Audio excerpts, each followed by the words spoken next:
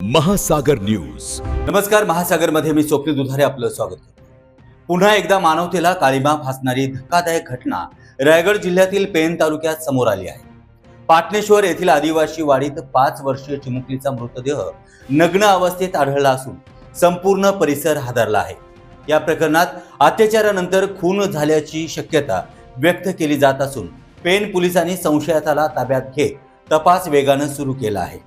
पेण तालुक्यातील पाटणेश्वर परिसरातील आदिवासी वाडीत 5 वर्षीय मुलीचा मृतदेह मंगळवारी सकाळी आढळून आल्यानं परिसरात मोठी खळबळ उडाली आहे.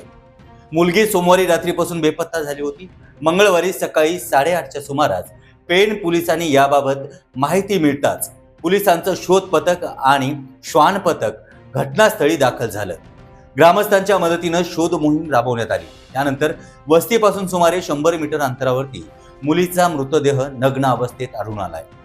रायगड जिल्हा पोलीस अधीक्षक अंचल दलाल व उपाधीक्षक अभिजित शिवधरे यांच्या मार्गदर्शनाखाली पेणचे उपविभागीय पोलीस अधिकारी जालिंदर नालकुल व पोलीस निरीक्षक संदीप भोसले यांनी तपासाची चक्र वेगानं फिरवत संशयित किरण भिकू वाघमारे याला ताब्यात घेतला आहे.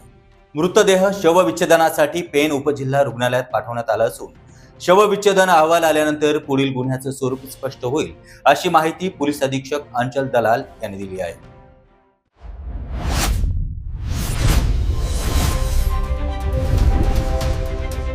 महासागर न्यूज.